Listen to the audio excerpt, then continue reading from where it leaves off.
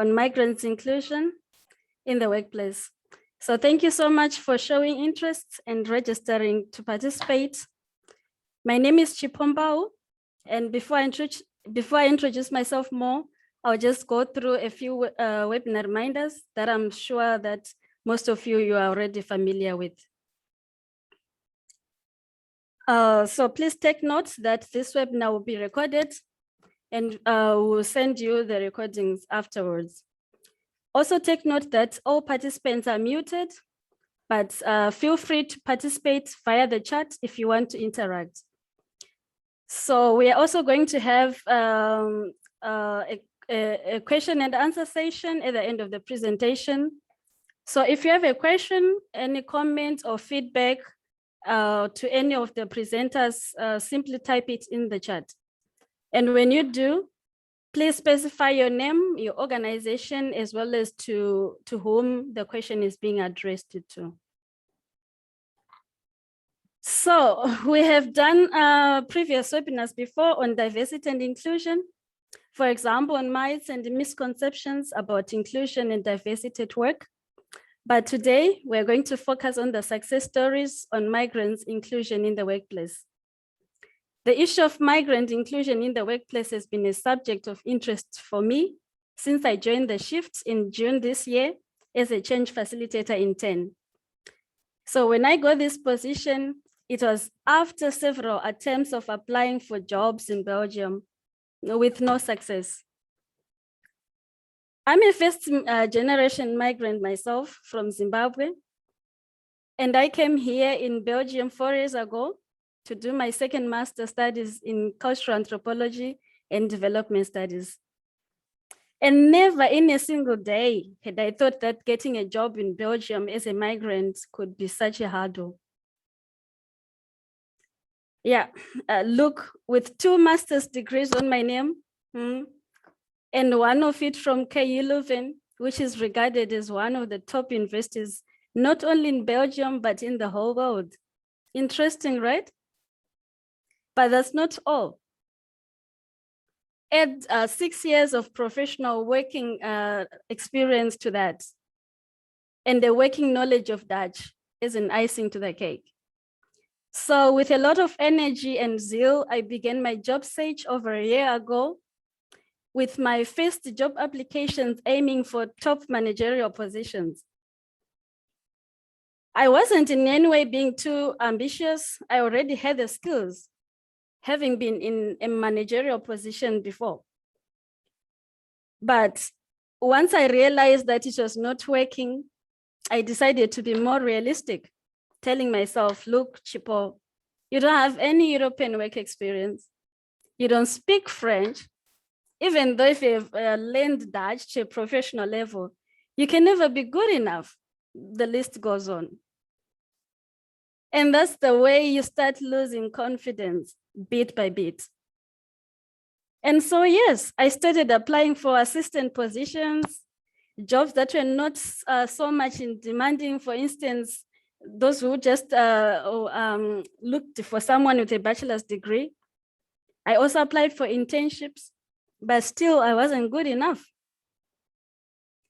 Even getting an invite, it was so rare.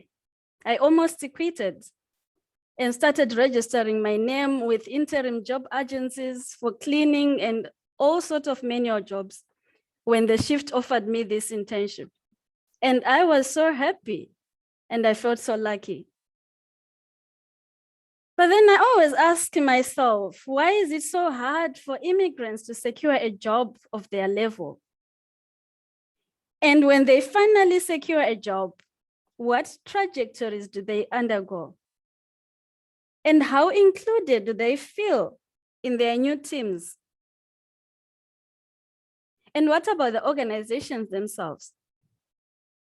What are the wins when they decide to diversify their teams with immigrants?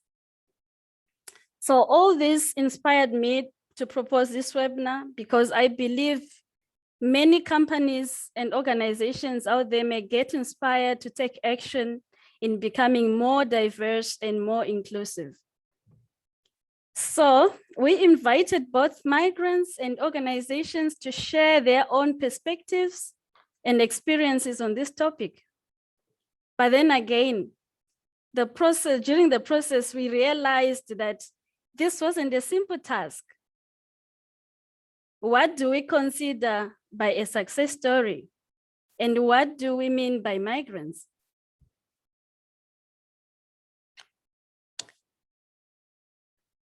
So we had to discuss these critical questions over and over again. How do you measure success? Is being in a job a success story? Is it a success story when you're working in an unfair environment? Is it a success when you know for sure that you're legitimate for a promotion, you deserve a promotion, but it never comes? What about a master, a PhD holder, working a manual job? What about me, having spent more than a year looking for a job in vain and finally landing on an internship role? Yes, I'm happy, not because I landed a job of my dreams. I'm happy because I was given a chance to learn and grow myself in the direction of my career. And this happened at a time when I almost quitted. So sometimes all you need is just a chance. And to me, it was a success. So you can already see how subjective this topic is. It all depends on the angle that you're looking at things, just like the two men illustrated in this picture. Whilst one is seeing a 6, the other is seeing a 9. And they're both correct. The same goes for migrants. It can sometimes be very uncomfortable referring fellow colleagues as migrants. And the word itself can invoke different unwanted feelings. In our search journey to look for migrant candidates who could give some testimonies for this webinar, we came to realize how sensitive the word could be, as some could feel outrightly stigmatized and discriminated by the term. And being a broad term by itself, we cannot generalize the successes and challenges that face migrants as they incur different experiences depending on their country of origins, the languages they speak, the support systems that are available to them, their gender, and even religion. So our wish for this webinar is therefore to share these individual unique perspectives, as well as learn and get inspired to build a diverse workforce for a sustainable future. So we are going to hear from various speakers, and the first speaker is Gregory, who is the founder of Keep Dreaming and project manager for You Belong project at the organization. And he has a lot of experience helping organizations and companies with diversity hiring, and is going to share the trends and issues in diversity hiring. After that, we are going to hear from Evodia. Evodia is an educative media worker with Sanka, and she's also currently a project coordinator for a project unraveling racism in Belgium. She has a wide experience on diversity and inclusion. So today she's going to talk about the job market and share her own experience, how she has managed to fit in as a migrant. We are also excited to have an employer and employee perspectives on migrants' inclusion in the workplace. And Carla, who is a job coach with Motivation United from IF Visitway, she will share her own experiences and perspectives on inclusion as a first-generation migrant in Belgium, and who recently got a job in Belgium. And Jan, the director, will also share his perspectives on the inclusion of migrants in the workforce. Last but not least, we will hear from Benjamin from IKEA, and Benjamin is the public affairs manager there, and is going to share with us the company's work and grow together strategy, and how they are handling diversity and inclusion in their workplace. So it's my hope that you're going to enjoy all the presentations today and participate during the question and answer session. So without wasting any more time, I will leave this slide to Gregory, our first presenter. Thank you so much. Over to you, Gregory.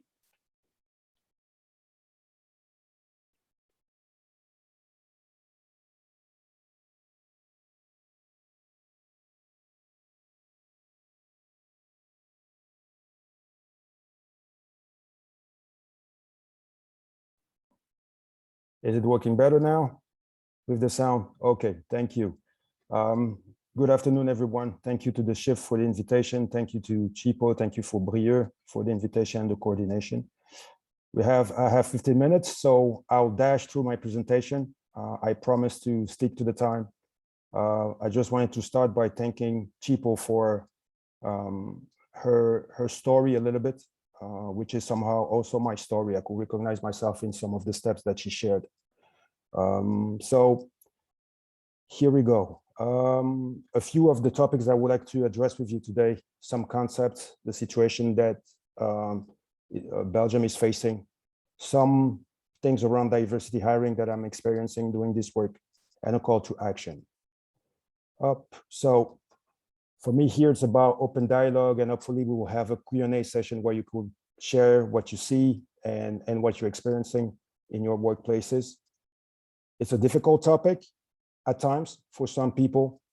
I'm just sharing my own experiences, personal, and here I'm more coming from the work that I'm doing with our company. So my focus in my work is on structural level, on system design, and not on blaming individuals, which is important to note. So my question is, especially for the Q&A, can we have an uncomfortable but meaningful conversation? Are you open for this? So about some concepts. Migrants, Chipo talk about it, and I just wanted to say that this term or terminology or concept covers a lot of different situations, backgrounds, journeys, aspirations, etc., etc. So this is just the 2 cents that I wanted to share here. Diversity and inclusion. In the comment section, would you please share if you know or if you don't know what's the difference between diversity and inclusion in a workplace environment from an HR perspective, for instance, okay? Just in a nutshell, diversity is basically the head counts, the number of people that you have in your company. And inclusion is the feeling that individuals can have being part of your company. How do they feel, if they feel like they do belong or not? Equality and equity. I will go straight to an illustration. Here you can see 2 kids with a tree, and one can have access because he's on the right-hand side of the tree. That's inequality. Equality is here, both have access with the same tool, but one has access to the fruit, the other doesn't. Equity, this is my line of work. I'm trying to bridge the gap between talent and companies saying that they want to diversify, they want to recruit talent from foreign origin or foreign heritage, Black and brown talent in Brussels, and not able to receive their applications. So this is my line of work. And justice, you can see here that the tree is being bended over so that everyone both can have access, but we're not here there. Okay, what's the case in Belgium? Just a few slides taken from newspapers. Here the case of in Flanders, the case in Brussels, where origin and the skin color is still one of the massive discrimination with regards to origin and on the employment market. This is the situation from France. It's a report from a couple of years ago where basically they had the same profiles, everyone the same profiles, but they just changed the name and they wanted to see the reaction based on religious. So you can see that Michelle and Natalie, the Catholic name or Christian sounding name, just have to send 4 or 5 CVs, whereas Mohammed has to send 20 CVs, so 4 times more effort compared to Michelle, for instance. I guess, and there are reports also about this in Belgium as well. So we are in the same trends. So here, this is coming from Eurostat and from 2018. I just wanted to share this to say that you have the green. here, which is Belgium. The purple is the average in Europe. And as you can see, we are the first one, but in the wrong sense. Belgium is the worst scorer in Europe with regards to the inclusion of professionals in the labor market compared to other European countries. A question for you here. So this is coming from UNIA and the Federal Administration of Employment. The document is the monitoring, the socioeconomic monitoring, which is measuring somehow the participation levels and the place of people based on their origin on the employment market. And for instance, if you're based in Brussels, my questions to you is, if you see, for instance, that here in Brussels, the top line, 30% of the people between 18 and 64 have a European origin, like France, Germany, etc., you can see that 26% have an origin from North Africa, so Maghreb, and then 9% have origin from Central Africa and other parts of Africa. That's in Brussels. Can you have this kind of representation in your pipeline, in your company, in your suppliers right now? That's a question that I have for you, because this is the representation of Brussels in 2016. A quick one here, a comparison again from the socioeconomic monitoring, where you can see, for instance, on the right-hand side, the people with a bachelor degree or master degree. The blue line are the people with origin of Belgium. Orange is people from Europe. And pink, let's say, is people from outside of Europe. And you can see that there is obviously a discrepancy and a gap in terms of participation and employment rate. Same here, except that here you have a breakdown in different industries, if I can say. You have education, for instance, in the middle, which is highlighted. You can see engineering, etc. You see the gap between Belgium and other people based on origin, but they all have the same degrees. Here it's about master degrees. I'll skip this one just for your information. Is by the Kim Baudouin Foundation. It's recent, and you can see here the slide that I want to share here is basically to see the gap top line between, for instance, a female from non-European origin has a gap of 22% compared to a female from Belgian origin, and a 26 gap compared to a male of Belgian origin, for your info. So about hiring, have you ever said, if some of you are in hiring position or management position, have you ever said that you can't find qualified blah, blah, blah? Or that you don't want to lower the bar? Or that you're just going for the best ones and skills? Or that's a pure hazard if your team is pretty homogeneous? A quick feedback about what I'm hearing from companies. 1 in 70 is for a job which is pretty entry level in Brussels, where the hiring manager told me, Gregory, there's something wrong with us, because here for this position, we're supposed to have more than one person out of 70 who participated was from foreign origin, which means was non-white. For a junior entry, there's like, this is a problem. And the second statistic is something that I hear quite often, is to say, okay, we're a big company, we have 55,000 people, and only 20 people in our workforce is non-white, non-European. So we're talking here about big companies, and maybe some of you are in this situation as well. This is something that I hear quite often. And quickly, here is about a survey that we did from a talent pool. So our company, we won a subvention from the Brussels region about a call for proposal to tackle discrimination in hiring and promote diversity. And here you can see that 60%, roughly 60% of our participants who are master degrees and bachelor degrees living in Belgium replied that they do not believe in the communication from companies about diversity. So this is for your information, because when you're communicating with the talent pool, you have to be aware that most of them, if our figures are correct, they do not believe what you're communicating. So you have to do something else to attract them. You may have heard about this from the TIDE, about the top managers in Belgium. Of course, we talk about big companies. 95% of all top directors and top managers and the top executives are white. 83% of top managers in Belgium, out of 568, are male. So this is, for me, one of the big challenges and the dynamics that we see about if you want to diversify, what is the current pipeline and what is the representation that you have and what will you do about it? And this is what I just wanted to finish with somehow is, if you look at your company right now and the representation that you have from your recruitment pipeline, but also about your workforce today at entry level, or let's say globally, how many people do you have and what's the diversity there?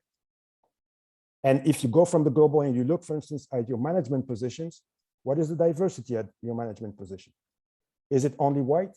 Is it only male? What is the diversity there in terms of ages, but also in terms of origin? So if you're talking, or if you're interested about diversity and inclusion, do you have a diversity problem today in Brussels, in Belgium? If yes, what is the problem? Is it a problem of inflow of candidates? Is it a problem of attraction? Is it a problem of retention, et cetera, et cetera, et cetera? So what will you do about it and where do you want to achieve? Where do you want to go? Some quick tips. It's recorded so you can check it afterwards. I just want to finish this. I saw this on LinkedIn and just want to share it live. So it's coming from Dr. Monica Cox, and she stated that instead of showing me your diversity statement, show me your hiring data, your discrimination claim stats, your salary tables, your retention numbers, your diversity policies, and your leaders' public actions against racism. So I finish with this one. What will you do this afternoon and starting tomorrow if you really want to increase diversity and equity in your organization? Thank you very much. Thank you so much, Gregory, for such an informative presentation with current trends and statistics.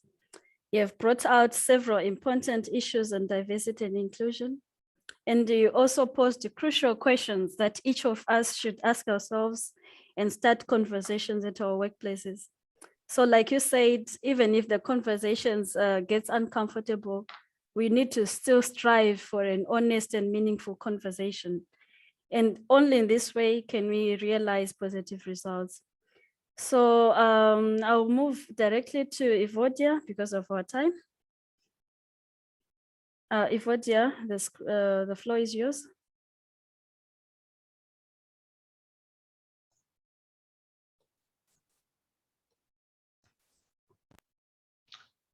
Okay, do you guys see my screen?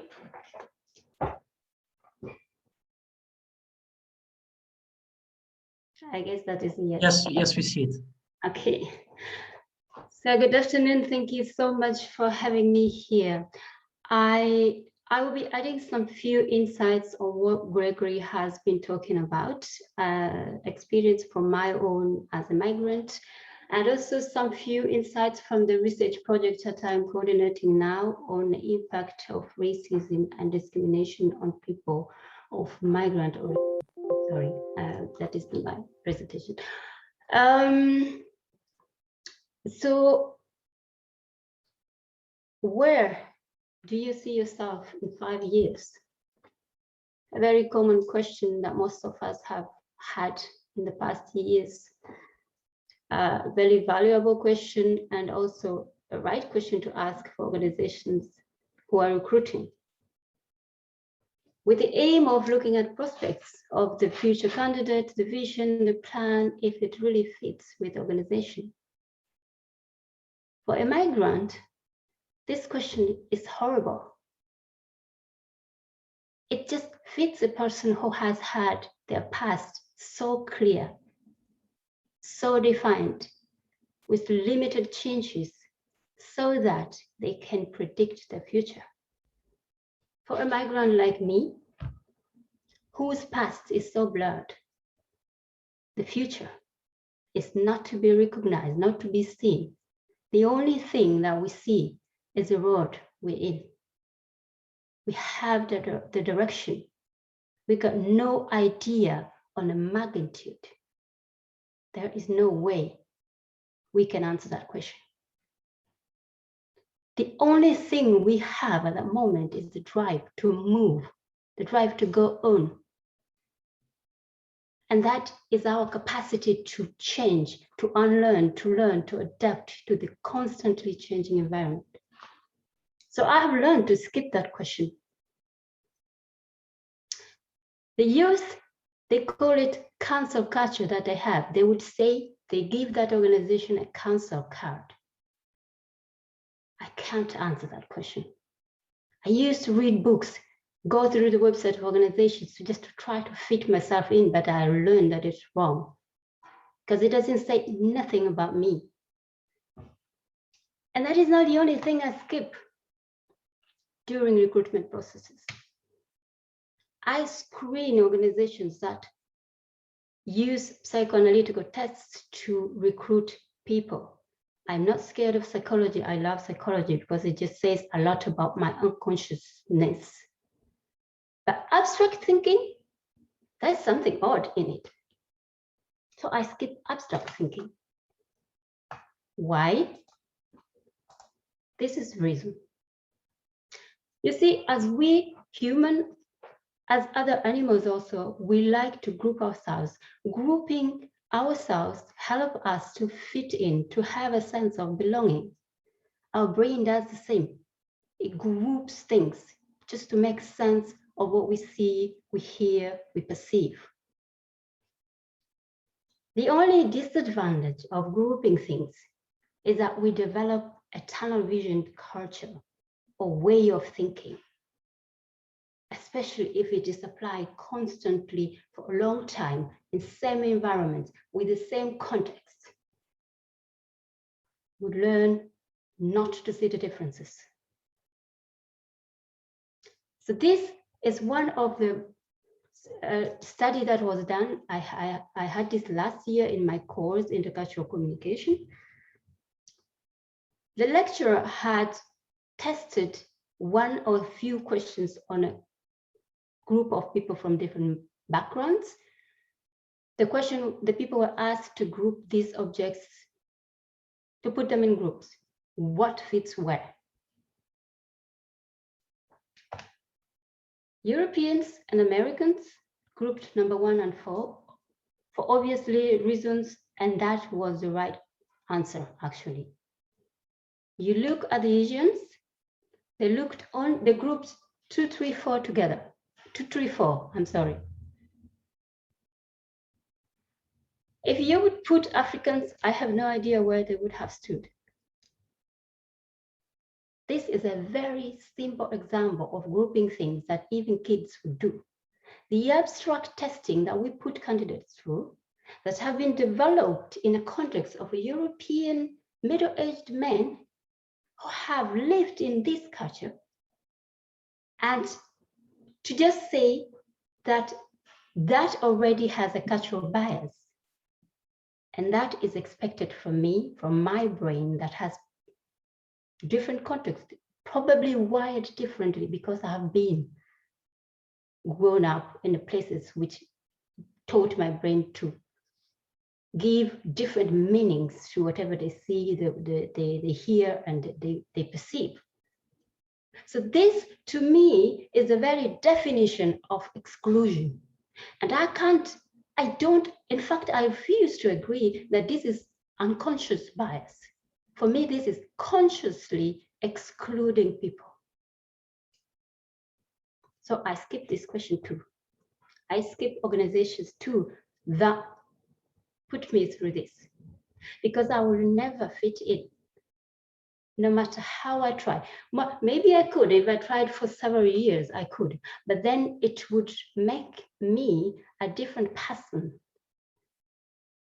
That different person would fit perfectly in the context of that organization, but I would not be of any added value, because you would just have added me as one of the extra birds that are just standing there. The majority rule. Majority rule is so common. It's so interesting. It helps us to make decisions in our daily lives, also in organizations. Majority rule fits perfectly and works perfectly if the context is so unified. And if it is to be applied to a unified context, that the majority rule, where only minority have been used to develop the rules to be applied to majority with multicultural context, it's not fair. The picture you see is been so many times applied in anthropology to understand how tribes form.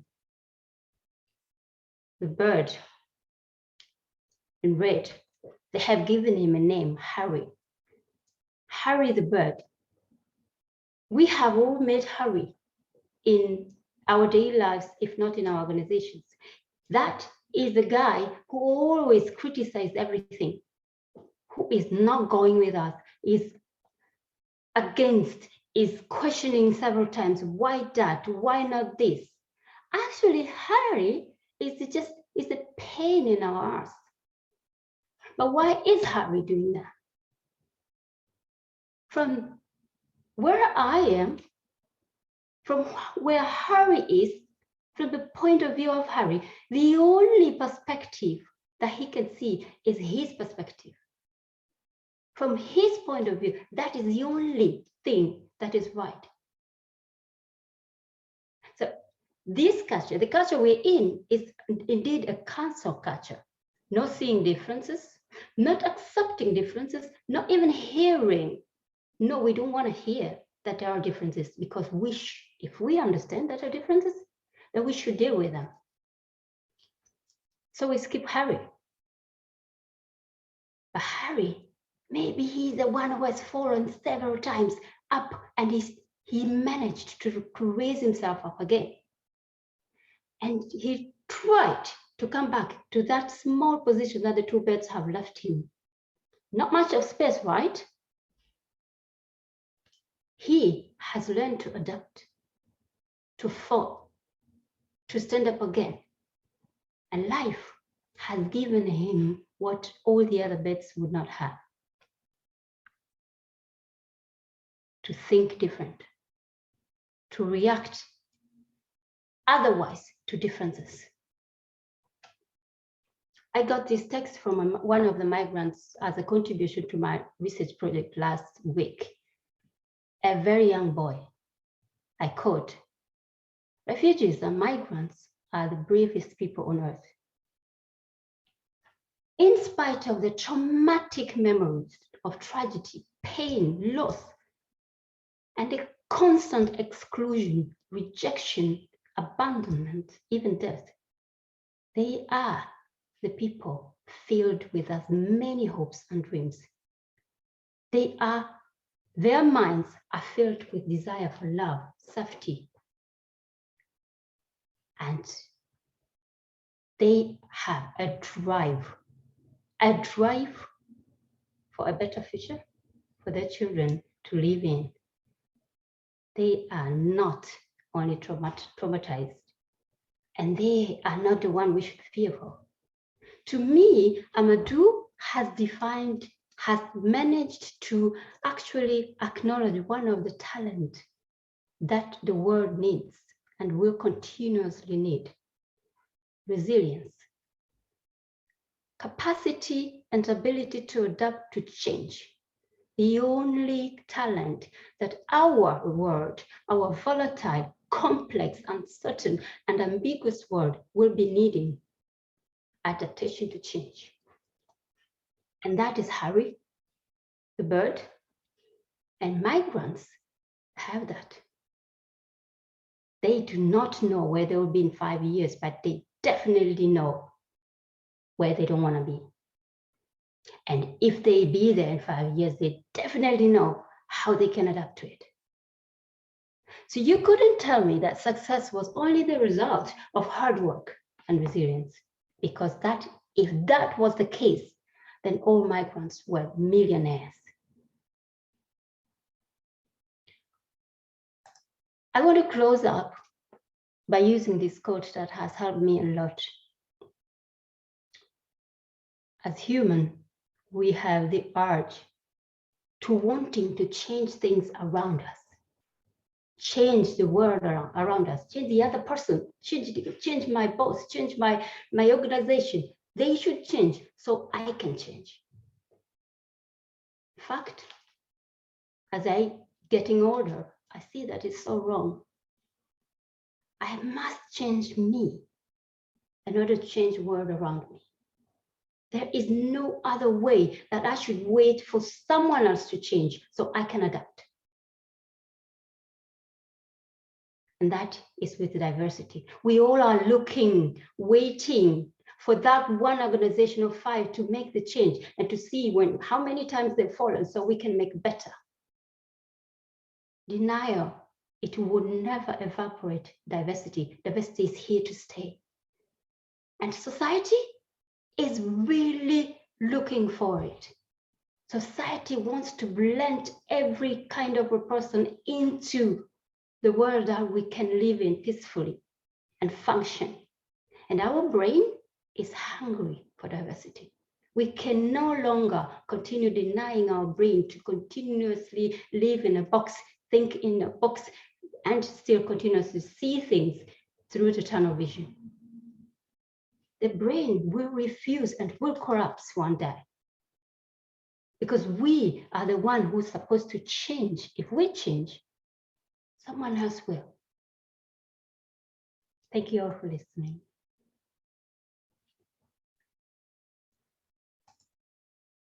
Thank you so much, Evodia. Thank you so much for sharing your story. It's amazing.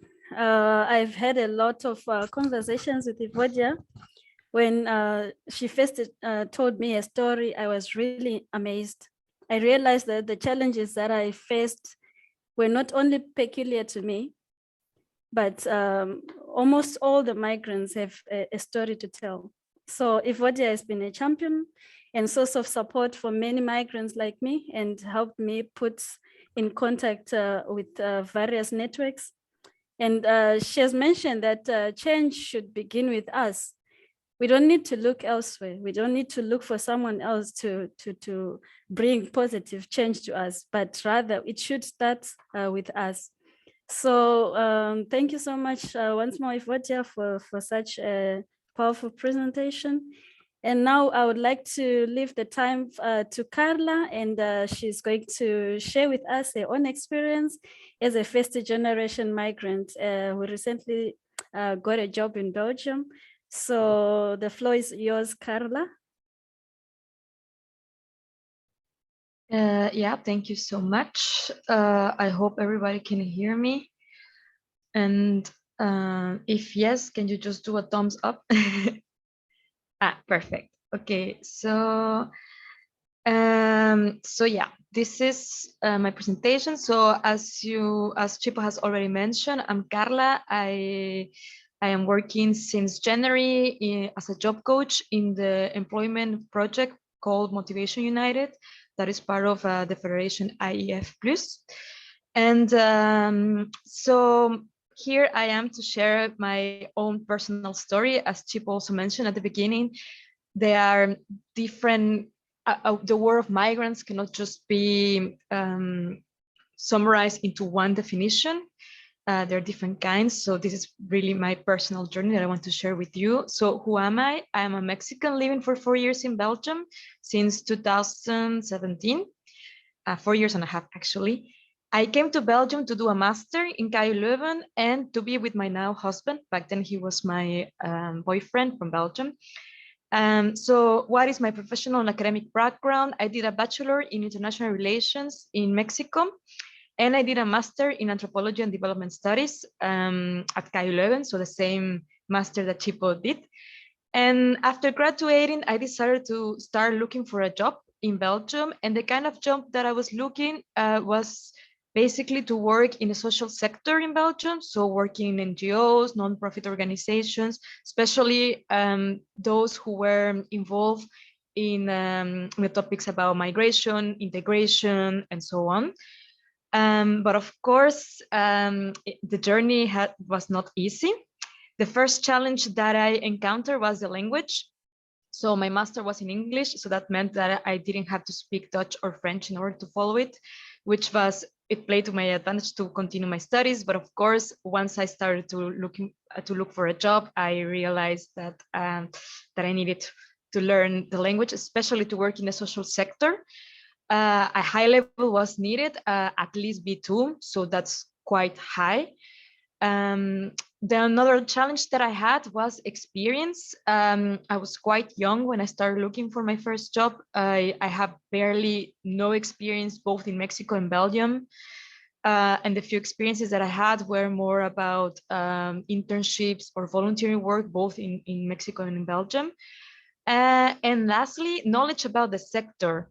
I said I wanted to work in the social sector, but that of course I didn't have much of an idea what it meant, the social sector. In my country, it's barely non-existent.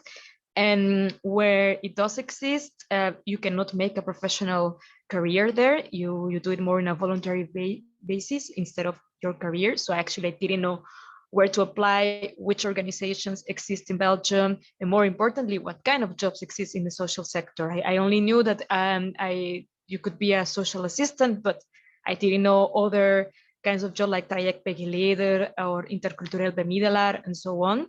So those were my three main challenges. Of course, I had also other ones, but these were the main ones because I was also looking for a job during the pandemic. So that also didn't make it easier. But what did I do? I call them solutions, but solutions with marks, because of course it was not as easy as it could be. Sorry. Yeah. So first of all, in terms of language, what I did was to study intensively Dutch for a year at ILT. ILT is a university language center in Leuven, and it's part of KU Leuven.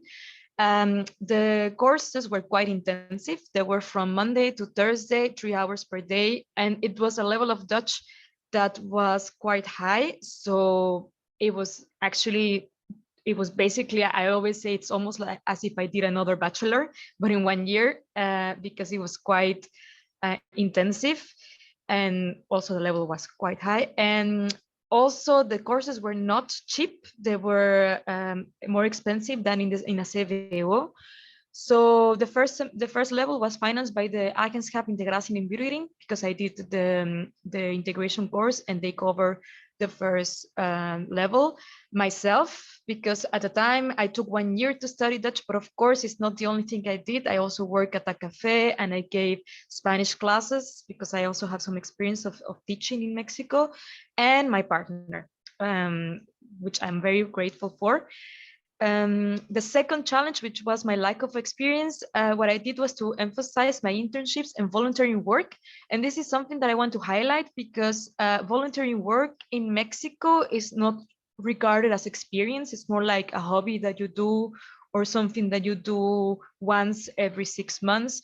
Whereas here in Belgium, I realized that it's a bit more professional, and in a way that it can be used as a professional experience. So I said, okay, I already did it, I enjoy it, and plus it's going to give me some experience in Belgium, so why not? And an extra was that it helped me to practice the language, because I was in constant contact with Dutch speakers. And lastly, about the knowledge of the sector, I participate in a mentoring program in Duo for a Job. Through this program, I got a mentor, and she helped me a lot, not only in terms of emotional support, but also she had a lot of experience in the social sector. So through her, I was able to get to know other organizations that work here in the social sector. So the Sociale Kaart from Flanders, specifically Leuven, which is the region where I live. And I also gained more knowledge about the kind of jobs that existed. So I remember once I told her, okay, I really want to have this job, but I don't know how can I look for it, even to look for it on the vacancies on LinkedIn or in a job search or Indeed. And then she started to give me a whole list of look for trajectbegeleider, intercultureel bemiddelaar, job coach and so on. So basically through that, I was able to gain more, to know where exactly I can apply. So that's basically it.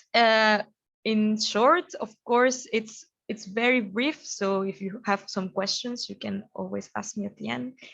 But yeah, so that's my story. Thank you so much.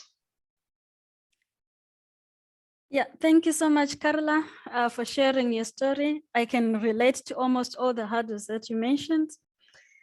And like you explained, in order to feel integrated in a new country, any new country that you may think of, the ball is upon the migrants to learn the local language. They say in English, food is the way to the heart of a person, but I would say the language is the way to integrate. So it is also upon the companies to also accept migrants to their system. Even if they don't have this efficiency in the language, they can still give them a chance to also learn that language as they are also working. So thank you so much, Carla. And with that, I'll give the floor to Jan to also explain how, as the employer in this case, how does he see inclusion and diversity in the workplace, and how does what is his experience in hiring new migrants into the workflow? So over to you, Jan. Thank you, Chipo. Also, thank you, Carla, for your beautiful contribution as my colleague. Thank you very much, and also the shift. I'll go to the presentation now. Just a second.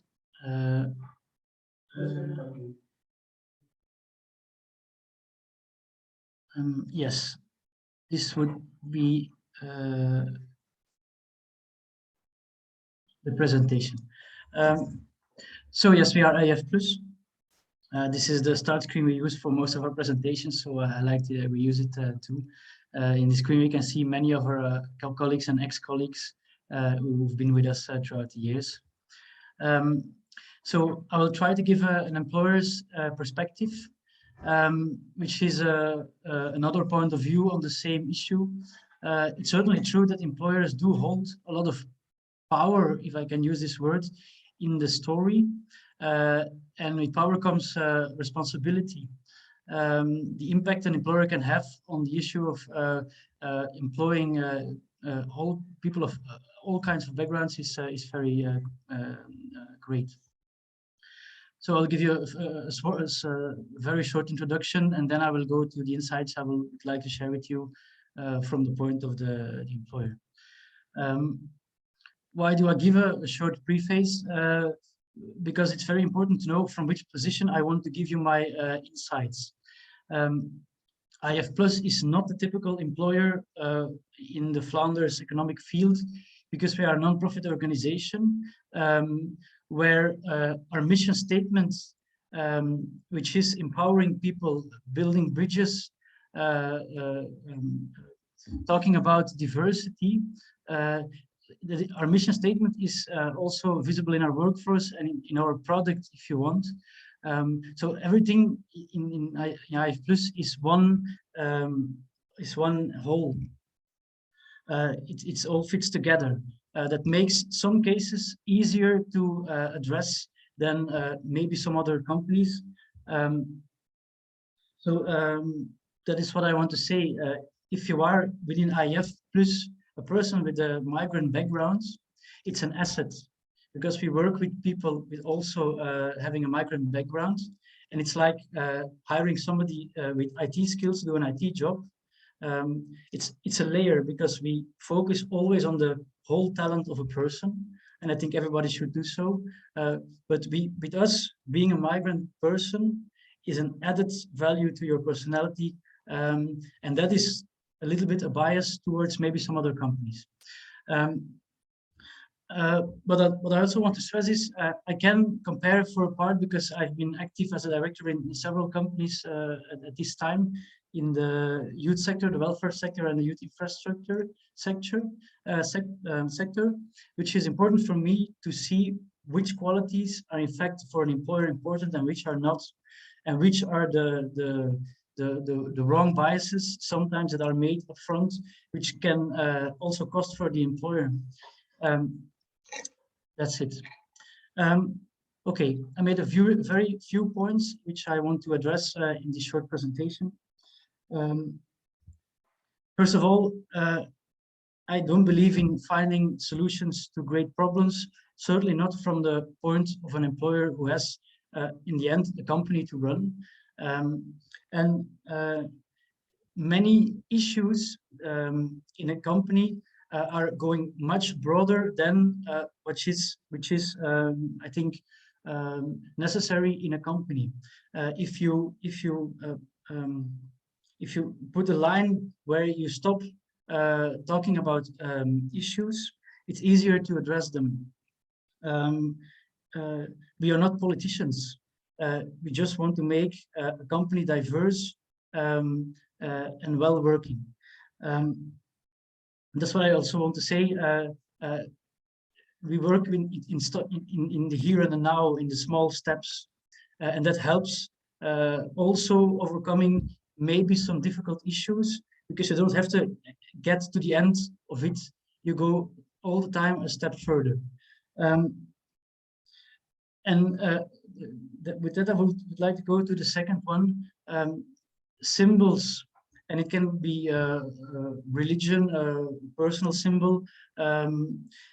Sometimes it's a very hot issue, but it really should not be so.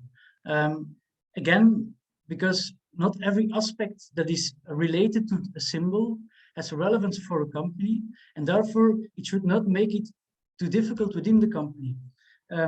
I can give you one small example to make it more clear what I want to say. Many people already make a lot of efforts to join in. If you go to a company, you have to get a certain clothing. You cannot pray whenever you want. In IF Plus you can, because we're a different company, but most of the times you cannot pray whenever you want. You cannot smoke whenever you want. There are rules to follow, and there are so many things you have to follow. But for example, a headscarf is such an important element of identity that I don't see a problem why in a company it should be an issue. It has no negative effect on working in a company. And all the political debate there is has certainly a place, but not within a company. It has not a bad influence on the company, and it is important for personal perspective from a person. And I think as an employer, you have the responsibility to really look into what you let into your company to question, and what you can leave to exist in a company.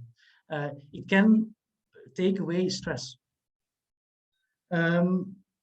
Again, IF Plus, the strength of IF Plus is diversity. So within our company, these issues don't exist.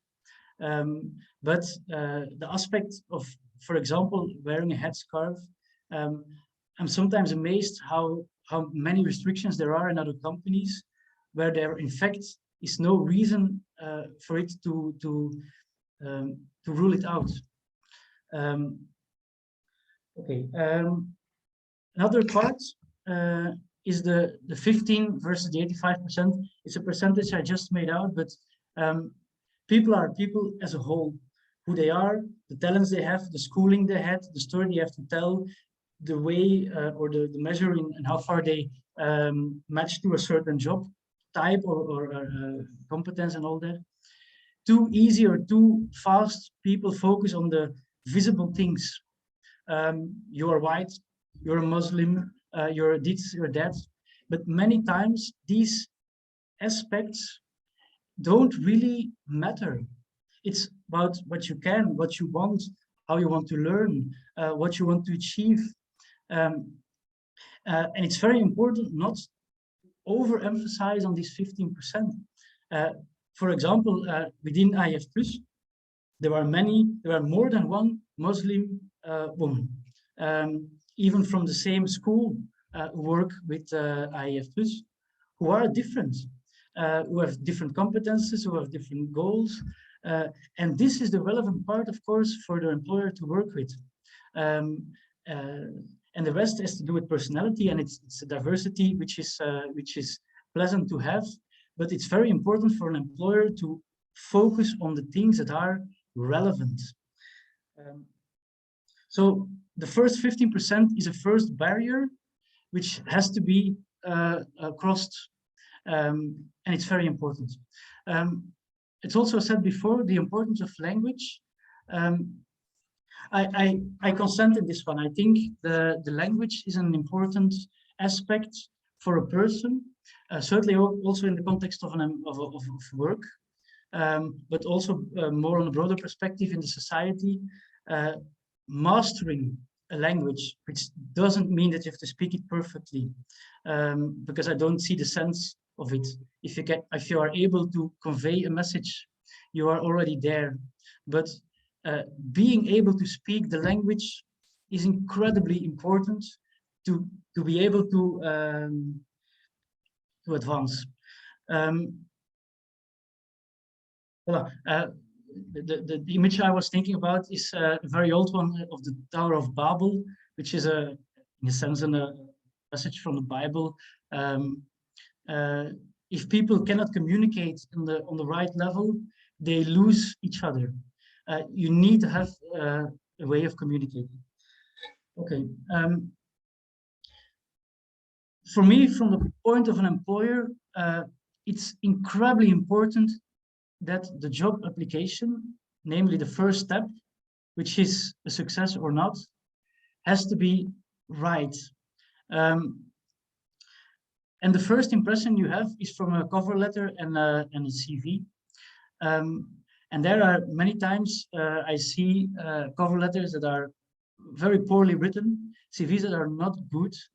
And there my advice is always make sure you get your professional help, make sure it is well, because from the employer's perspective,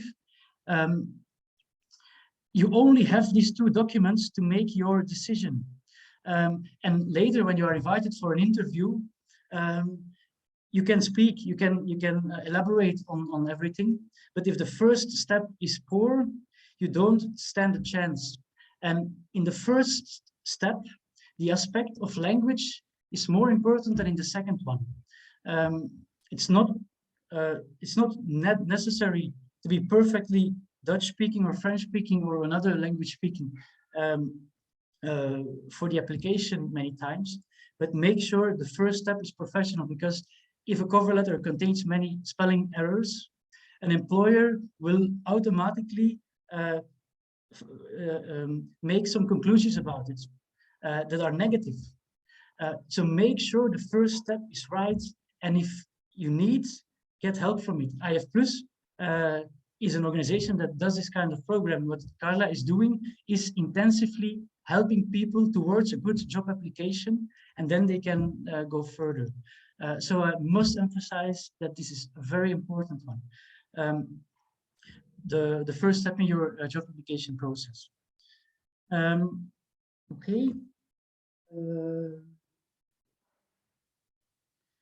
Some positive insights to end with. I think we are in a multicultural society. Not wanting to hire people with a migrant background is stupid. Not only from a personal point of view, but you will miss out.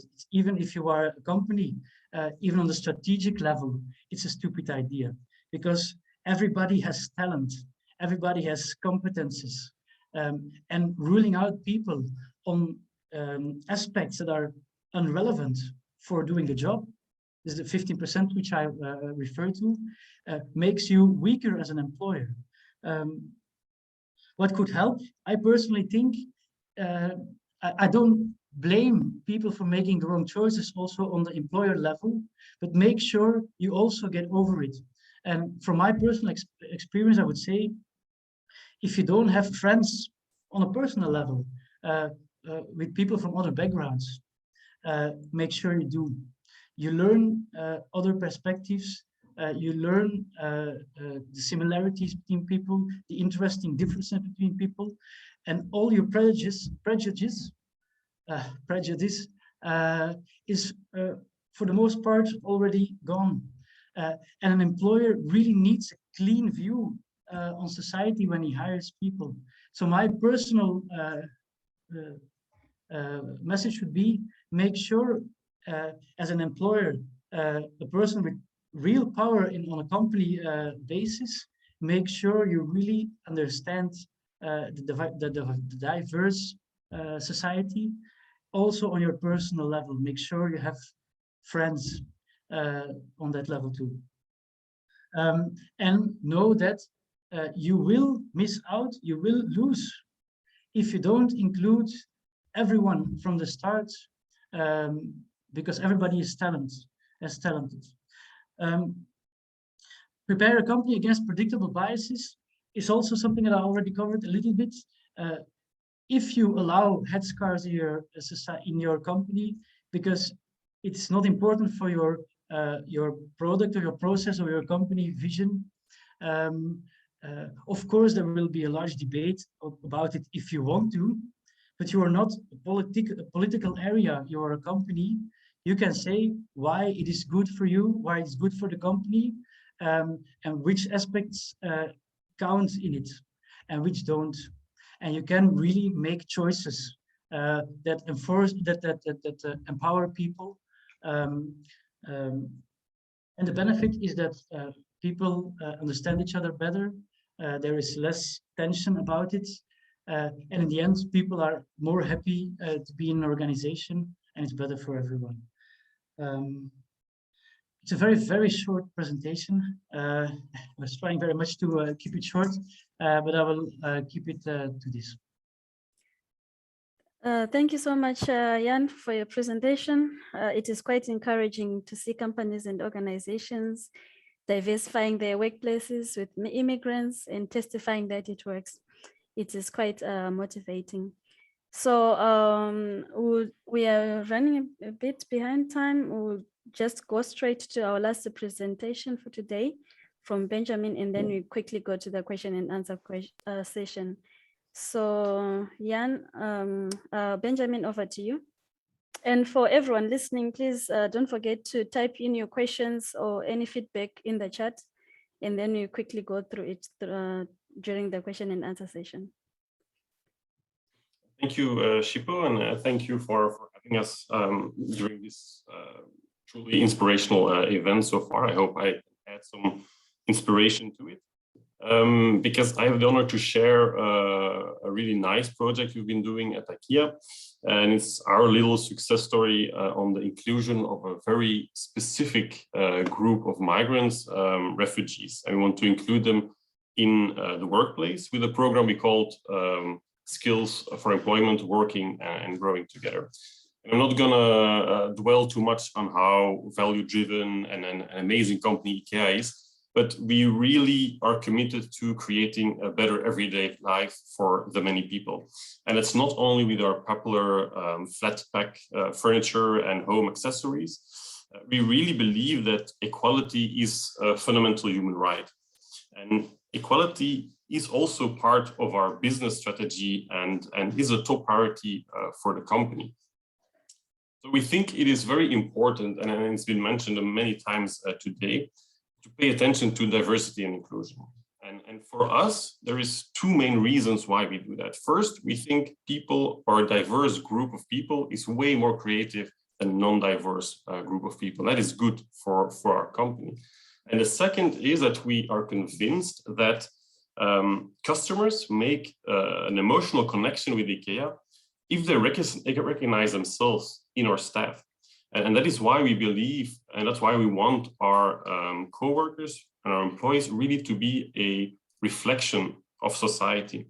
And therefore we strive for diversity on all kinds of levels, from a commitment to being a true gender equal company. Already now 49% of our managers are women, actively promoting LGBTQI co-workers' right to be themselves, And the headscarf also mentioned. In IKEA, it was never a problem to wear a headscarf. Religious and cultural signs are actually welcomed in the company. But I wanted to talk today about refugees, and refugees is something we've been working on with IKEA for a long time.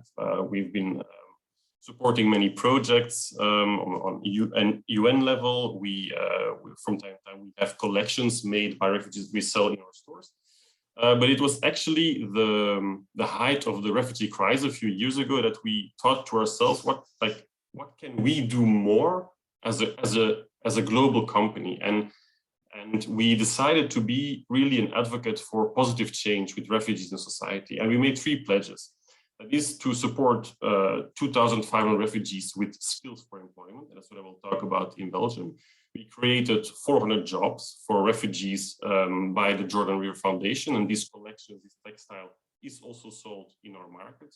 And then we will give an additional 100 million euro to the foundation to really help the hosting communities integrating refugees. So let's go to Belgium. So we launched a program beginning of this year.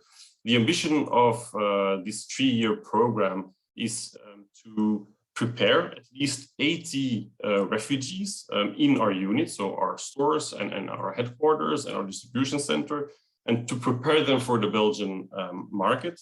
The goal is to integrate them, offering them a chance to enter the labor market, to learn them practical skills, to gain valuable work experience.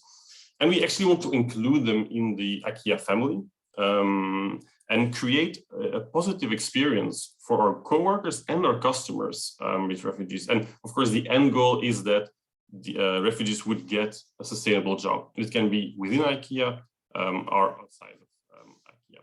And the center of the program is an internship where refugees do an internship of 4 months in different departments.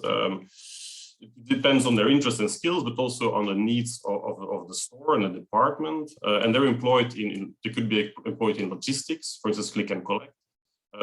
Also in the after sales, in the cash register, in the restaurant or the bistro. But it's not only the internship, there is also a coaching program on individual level and a grouping level. And with that, we really want to make them skilled for employment. And even though we want to be an inclusive company, and we do have co-workers with a refugee background already, it was still a pretty unknown territory for our HR colleagues to work specifically with refugees. And so what we did is really work with partners that have way more experience in this. So we work with Idiverso, which is specialized in inclusive entrepreneurship. And they did some external coaching, they did training for our staff, and they also were responsible for personal guidance of the refugees during the project.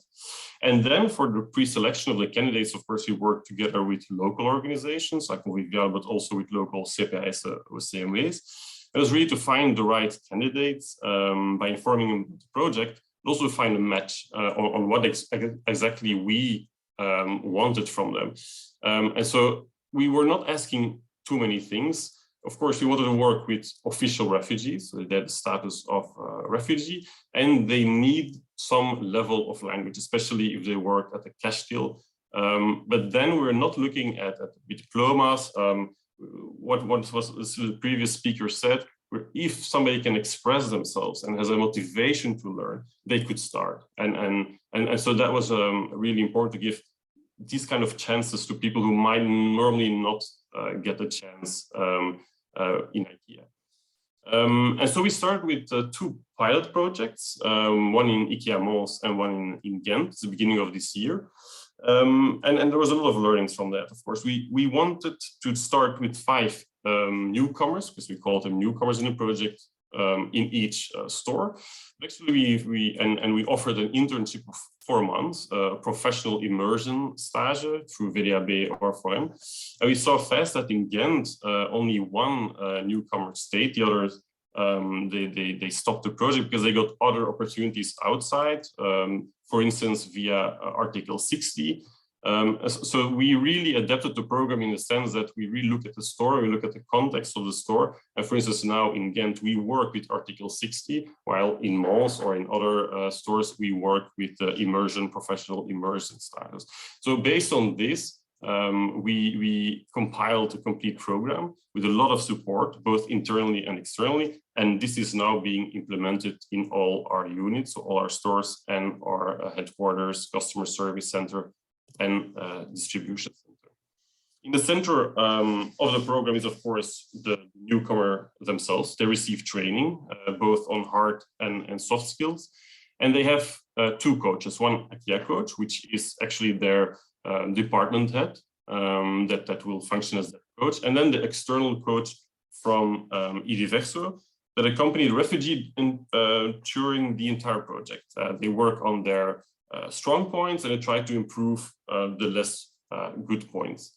And then also very important is a buddy, and there's a volunteer from the team that is just a friend on the work floor that goes with a newcomer to lunch, that introduces them with the colleagues, that shows him around. Then there's also a senior colleague who really teaches the more technical training, as they would do to any new coworker.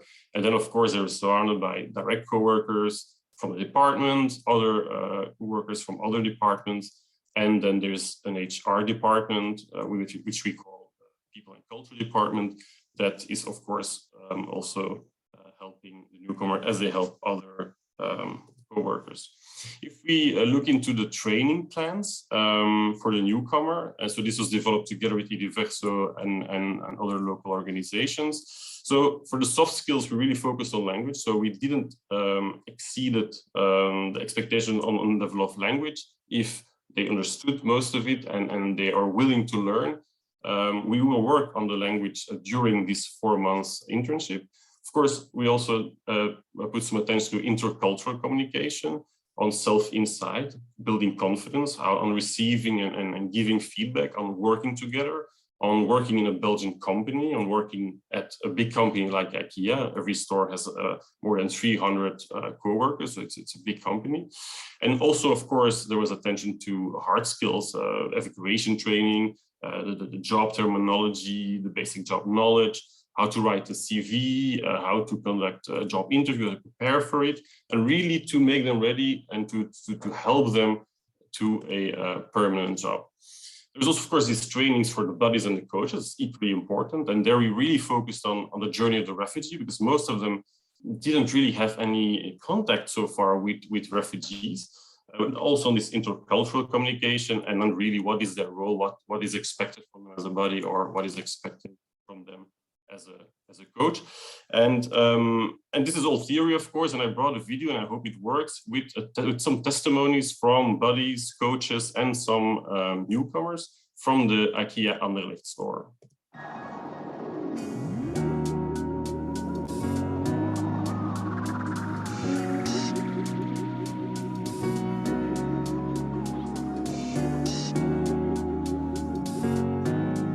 Le but était d'aider ces gens en fait, à s'intégrer et de pouvoir retrouver une vie un peu normale, quoi. Parce que je me dis que bon, c'est un peu compliqué pour eux de trouver du travail à l'heure actuelle.